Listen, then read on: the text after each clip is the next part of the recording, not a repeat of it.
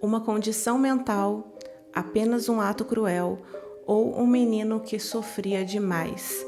Eric Smith cometeu um ato tão brutal que chocou o país e confundiu até a polícia. Eu sou a Loba e nessa noite eu vou contar uma história para você. Vinheta.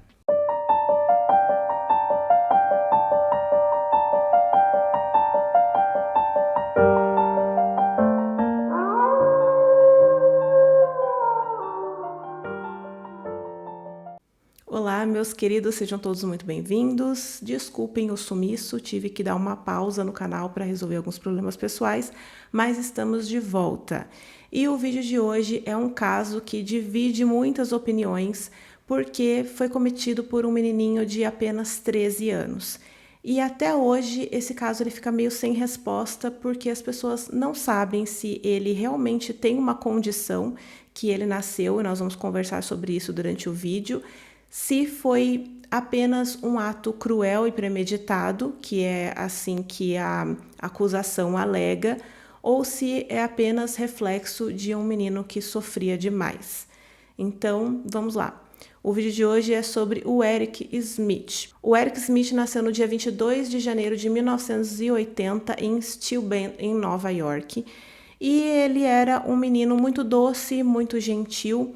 Ele era descrito assim pelas pessoas que conheciam ele, só que ele não era um menino que gostava de ficar muito com crianças da idade dele. Ele gostava mais de ficar com adultos, tanto que ele passava muito tempo na casa dos avós. Ele gostava muito de conversar com os avós, ele era uma criança que abraçava muito, então era assim que as pessoas mais velhas conheciam ele. Mas com 13 anos, ele sofria muito na escola, então a história era completamente diferente. Ele sofria bullying por causa das sardas, por causa do cabelo ruivo, por causa dos óculos, por causa do tamanho das orelhas, aquela coisa que a gente já sabe que crianças, infelizmente, podem ser muito cruéis, né? E se também não tiverem uma educação em casa, né, para respeitar as diferenças, pode ser pior ainda. E ele também sofria bullying por causa dos dentes dele e isso fazia com que ele evitasse sorrir, né? Muito triste pensar que um menino de 13 anos não conseguia nem sorrir na escola de tanto que tiravam sarro dele. Então, o que ele mais fazia era andar de bicicleta. Ele gostava muito de andar de bicicleta sozinho, todos os dias, ali pelos arredores, pelo bairro onde ele morava. No verão de 1993, o Eric começou a frequentar um acampamento, tipo uma colônia de férias que tinha num parque próximo ao bairro dele. E um outro menino chamado Derek Joseph Robbie também frequentava esse acampamento, mas os dois não se conheciam. Eu vi em alguns lugares falando que eles eram amigos, mas não, eles não se conheciam e eles tinham uma idade muito diferente. O Eric, como eu disse, ele tinha 13 anos em 1993, e o Derek tinha 4 anos de idade e tinha um irmãozinho de 2. Por causa da idade, só o Derek podia frequentar esse acampamento e a mãe dele levava ele religiosamente todos os dias. Ela levava e buscava ele no acampamento. Só que no dia 2 de agosto do mesmo ano, o irmãozinho do Derek não parava de chorar, a mãe dele estava muito atarefada e o Derek era um menininho muito bonzinho e ele falou para a mãe, eu posso ir sozinho, não tem problema. Ele só tinha 4 anos, só que o acampamento ele ficava exatamente na mesma rua, ele não precisava nem atravessar a calçada, era só ele seguir reto na calçada da casa dele que ele chegava no acampamento. Então, depois de muito pensar, a mãe dele, a Dory, acabou deixando ele ir sozinho e assim ele foi. Às 11h30 desse dia, a mãe dele foi buscar ele no acampamento para almoçar, só que chegando lá falaram para ela que ele não tinha chegado, que ele não estava lá. Ela ficou desesperada, né? Imagina a mãe chegar no lugar e saber que o filho não está lá. Imediatamente ligou para a polícia e todos aos arredores se mobilizaram para procurar o menino. 5 horas depois de iniciarem as buscas, infelizmente o corpo do Derek foi encontrado na mata no meio do caminho entre a casa dele e o acampamento. E na perícia, o que foi descoberto? Que ele tinha sinais de abuso sexual com o objeto, também tinha asfixia e traumatismo craniano. O corpo dele também foi mexido, os sapatos retirados e colocados próximo às mãos. Não fazia muito sentido, mas os policiais de imediato acreditaram que eles estavam lidando com, um adulto e um possível abusador sexual que já tinha feito isso outras vezes pela posição que foi realocado o corpo, pela maneira como a cena do crime foi encontrada. Chegaram a falar com o Eric, perguntaram para ele se ele tinha visto alguma coisa, porque ele andava de bicicleta, né, todos os dias, e inclusive ele estava andando de bicicleta no momento do crime. Então os policiais não faziam ideia do que estava acontecendo, de quem podia ter feito aquilo, e o Eric respondeu aquele dia para os policiais que ele não tinha visto nada, que ele não tinha visto o Derek andando por ali. O enterro do Derek, então, aconteceu, foi uma grande comoção na cidade, o noticiário não parava de falar nisso, todas as pessoas estavam muito assustadas com o que estava acontecendo, ficaram com medo, não deixavam os filhos mais brincarem na rua. E a mãe do Derek também foi muito julgada, foi muito criticada por ter deixado um menino de 4 anos sair sozinho. E ela nunca tinha deixado ele fazer isso, ele nunca tinha ido sozinho para lugar nenhum. Essa foi a primeira e única vez. 5 dias após o enterro do Derek, o Eric chegou para a mãe dele e disse que foi ele que tinha feito aquilo. A mãe dele ficou em choque, ela perguntou para ele por que ele tinha feito aquilo e se era mesmo verdade. Ela não acreditou, ela não queria acreditar, né? Até porque nenhuma mãe quer acreditar numa coisa dessa. Mas ele disse que simplesmente ele não sabia. Ele não sabia porque ele tinha feito aquilo, mas foi ele que fez. Então, ela imediatamente pegou ele e levou para a delegacia. Ela só disse para a irmã dele se despedir, porque ela não sabia o que aconteceria a partir dali, mas ela tinha que fazer o que era o certo, ela tinha que fazer o que tinha que ser feito, então ela levou ele para a delegacia para ele confessar o crime. Quando eles chegaram na delegacia, o Eric disse que ele não tinha visto o Derek. Ele mentiu, ele ficou com muito medo. E a mãe dele, né, ficou numa situação muito ruim, porque todo mundo estava procurando o culpado, e ele, né, confessou para ela em casa. Só que chegando lá, né, ele não teve coragem de falar. Então ela pediu para os policiais para conversar numa sala sozinha com ele, e ela falou para ele que era muito importante que ele falasse a verdade. Quando ele voltou para conversar com os policiais, ele falou que ele viu o Derek aquele dia, que ele estava caminhando e o Eric estava andando de bicicleta, mas que eles só conversaram e depois não aconteceu mais nada. Então, como não tinha como provar e era, né, um menino muito novo, ele voltou para casa e eles meio que não sabiam o que fazer, porque ele não tinha confessado o crime, né? Ele só disse que viu o Derek aquele dia. Os policiais, inclusive, chegaram a pensar que ele pudesse estar acobertando um adulto e que ele pudesse estar sendo coagido a falar que foi ele que cometeu esse crime, porque realmente a cena era muito brutal, era muito pesada para um menino de 13 anos ter cometido sem motivo nenhum, sendo que eles nem se conheciam. Só que aí os policiais tiveram a ideia de levar ele para o local do crime para ver se ele resolvia falar ou o que acontecia, né, quando ele visse.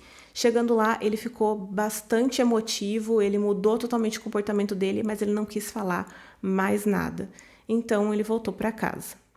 Uma coisa interessante que aconteceu entre os dias do enterro do Derek e a confissão do Eric é que o Eric voltou para casa, né? E tinha um casal que gostava muito dele. Eles não acreditaram no que aconteceu, no que ele tinha falado, e ele sempre passava algumas noites na casa desse casal, que eram vizinhos ali, né, da família.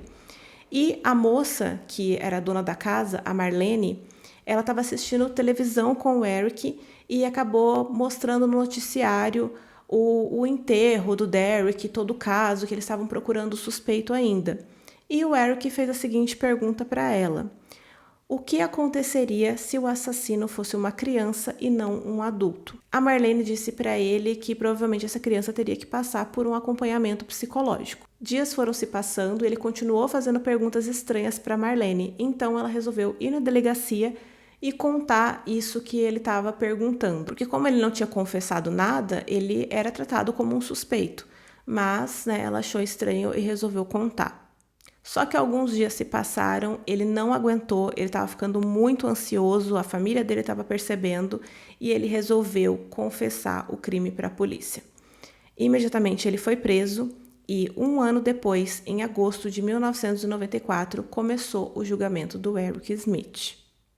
Estava uma verdadeira batalha entre a defesa e a acusação, porque a defesa queria que ele fosse julgado como criança e a acusação que ele fosse julgado como adulto pela gravidade do crime, e foi isso que acabou acontecendo. Durante todo o julgamento, ele foi avaliado diversas vezes por psiquiatras e ele foi diagnosticado com transtorno explosivo intermitente, que é quando uma pessoa ela tem explosões de raiva e de agressividade sem motivo em situações corriqueiras, em situações do dia a dia, onde ela não consegue se controlar. E essa síndrome, né, o TEI, ela também é conhecida como síndrome do Hulk. Em outras palavras, ele não sabia lidar com situações do dia a dia e acabava tendo essas explosões de raiva. Uma das coisas que ele fazia no seu dia a dia, que chamava bastante atenção da mãe dele e do padrasto, é que ele, do nada, ia para o quintal e socava uma árvore. E ele voltava com as mãos sangrando para dentro de casa. E ele também falou para o padrasto dele, ele relatou para o padrasto diversas vezes que ele não sabia lidar com a raiva dele, que ele sentia uma vontade de chutar um cachorro, de maltratar alguém, de machucar alguém.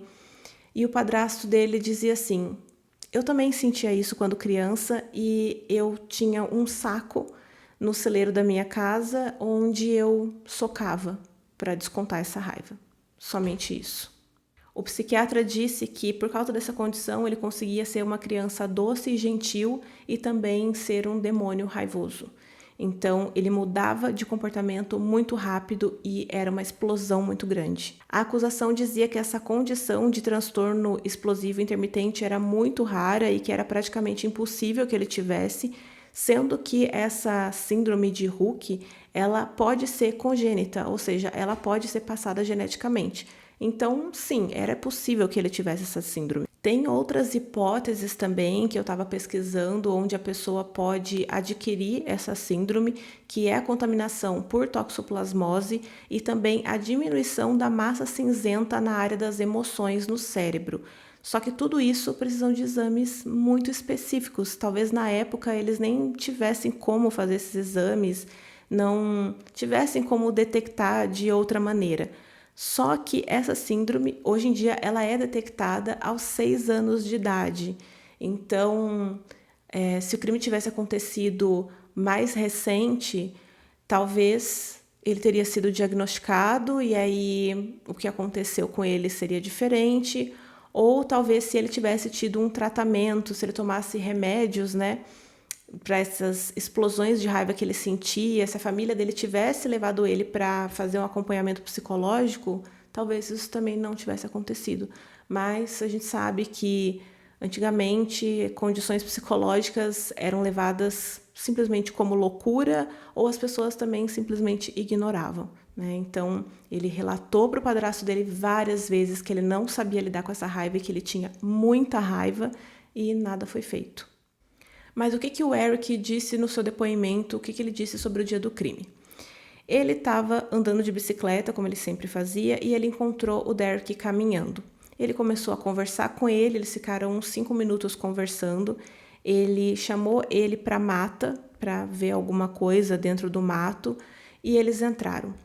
Quando eles chegaram numa parte mais fechada, ele estrangulou o Derek. Depois que ele estava desacordado, ele tirou as calças dele, usou um galho para abusar dele, abriu a lancheira, comeu o lanche que tinha dentro, depois pegou uma pedra, bateu diversas vezes na cabeça dele e jogou suco nele. Ele disse que ele se odiava por ter feito aquilo, que ele virou exatamente as pessoas que ele detestava, que eram pessoas que agrediam os mais fracos, né, que abusavam dos mais fracos.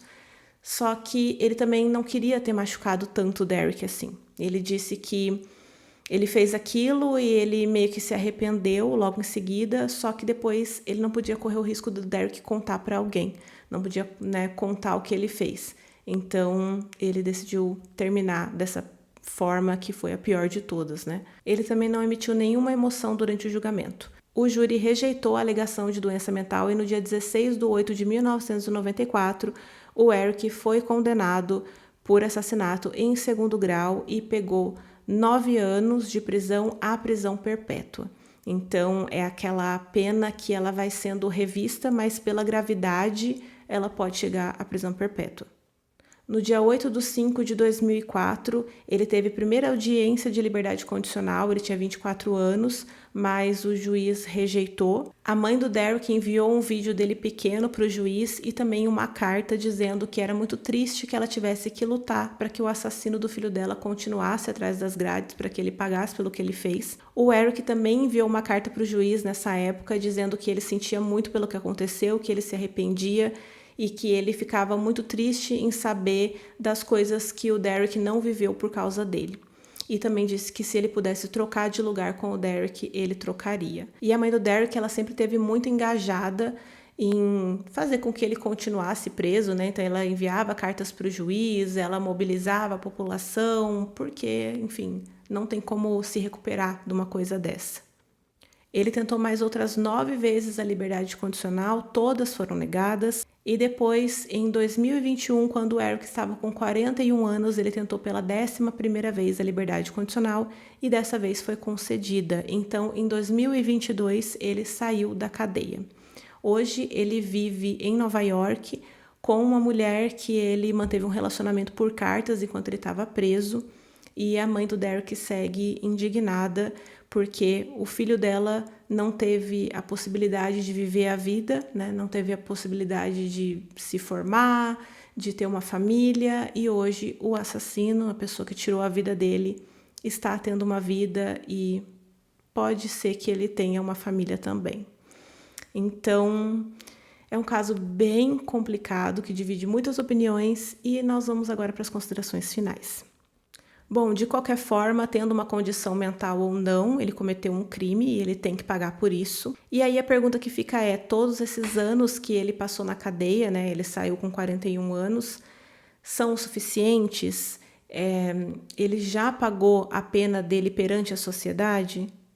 Para uma mãe, nunca, né? Nunca vai ser o suficiente, porque o filho dela não vai estar mais aqui. E a mãe do Eric disse que ela perdeu um filho também naquele dia, mas eu vi um documentário da mãe do Derek dizendo muito emocionada. Ela não perdeu o filho dela porque ela pode ainda falar com ele, ela pode tocar nele e eu não posso mais. Eu nunca mais vou poder ver o meu filho. E ela tá certa também. É muito complicado. Eu também acredito no fato de que o Eric era um menino que sofria muito e ele, né, não foi assistido quanto a essas explosões de raiva que ele sentia, quanto todo esse sentimento que ele tinha, que ele não sabia lidar, que ele não sabia explicar. Talvez, como eu já disse, se ele tivesse tido um tratamento psicológico, se ele tivesse tido um acompanhamento, nada disso poderia ter acontecido. Ou não. Ou poderia ter acontecido de qualquer forma, né? Nós já vimos aí diversas pessoas que cometeram crimes horríveis e que passaram por clínicas psicológicas, que ficaram internadas e nada adiantou. Assim que elas saíam, elas cometiam outros crimes. O que mais choca é a idade, né? Ele ter 13 anos e ele parecer ser um menino tão doce e gentil e cometer um crime desse com um menino de apenas 4 anos. É muito triste e o peso que essa mãe vai carregar pelo resto da vida por ter deixado o filho dela sair sozinho somente aquele dia, não tem como mensurar. Então, realmente, é um caso muito triste, muito complicado. E é isso. Deixe aqui suas opiniões, o que vocês acham sobre isso. Vocês acham que ele tinha uma condição mental que não foi vista, que foi todo esse sofrimento que ele tinha, o bullying, tudo que ele passava na escola, ele ser um menino muito fechado, muito recluso, ou foi simplesmente uma crueldade, né? Aquelas pessoas que já nascem cruéis. Quero muito saber a sua opinião. Não esquece de deixar um like, de se inscrever no canal. Um beijo e até o próximo. Tchau!